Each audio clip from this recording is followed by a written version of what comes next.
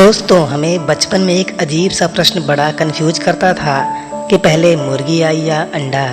ये बात तो हम सभी जानते हैं कि बीरबल बहुत ही चतुर माने जाते थे। उनकी परीक्षा लेने के लिए कई बार अकबर उनसे सवाल पूछते रहते थे। बीरबल हर बार अकबर की परीक्षा में खरे उतरते थे। आज की इस कहानी में हम यही जानेंगे कि बीरबल इस सवाल का क्या जवाब देते हैं।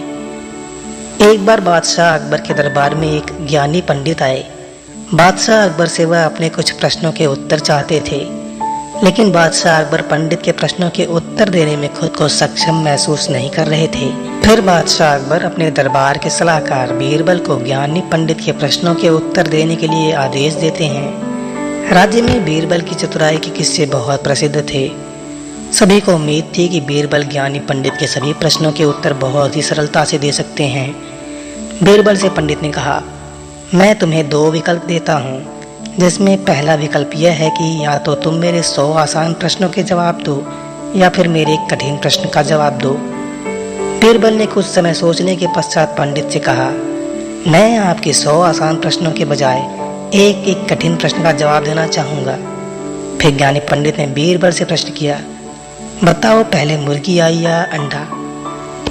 दोस्तों, इससे पहले बीरबल जवाब देते, आप सबसे एक छोटी सी गुजारिश है, अगर आप इस चैनल पर नए हैं तो प्लीज़ नीचे दिए गए सब्सक्राइब बटन को क्लिक करके घंटी के निशान को भी दबा दीजिएगा, जिससे ऐसी और भी मज़ेदार कहानियाँ तुरंत आपके पास पहुँच जाएं।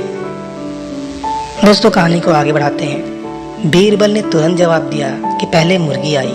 तो पंडित को आश्चर्य हुआ और उसने फिर बीरबल से पूछा, तुम किस आधार पर कह रहे हो कि पहले मुर्गी आई?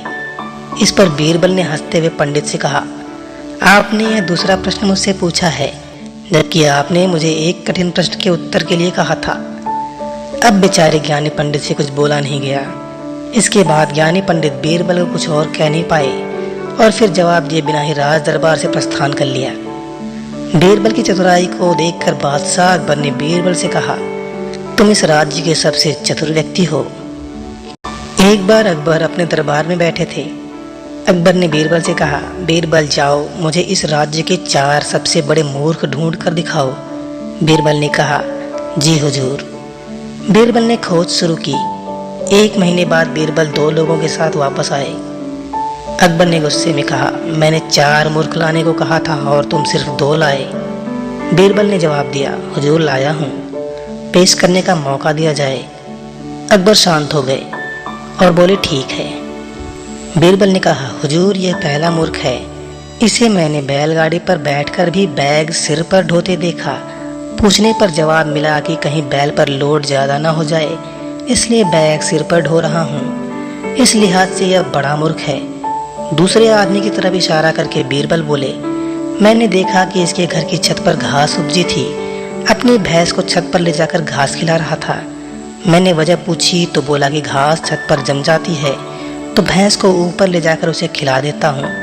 हुजूर, यह आदमी घास काट कर नीचे लाकर भैंस को खिलाने के बजाय बेचारी भैंस को ऊपर ले जाकर घास खिलाता है, तो इससे इसकी अक्ल का साफ अंदाजा लगाया जा सकता है।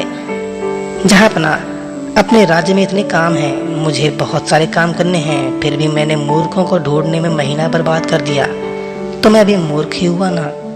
इसलिए तीसरा मूर्ख मैं हूँ। और बादशाह सलामत, पूरे राज्य की जिम्मेदारी आप पर है। दिमाग वाले ही सारा काम करेंगे, मूर्ख कुछ नहीं कर पाएंगे। फिर भी आप मूर्खों की तलाश करा रहे हैं, तो जहाँ अपना चौथे मूर्ख हुए आप। अकबर बीरबल की चतुराई और हाजिर जवाबी पर मुस्कुराए बिना ना रह सके। दोस्तों, कैसी लगी कहानी? पसंद आई हो तो वीडियो को लाइक करके दोस्तों के साथ शेयर ज़रूर करना, और चैनल पर अगर नए हैं तो चैनल को सब्सक्राइब करके घंटी को दबा देना, जिससे ऐसी और भी मज़ेदार कहानियाँ तुरंत आपके पास पहुँच जाएं।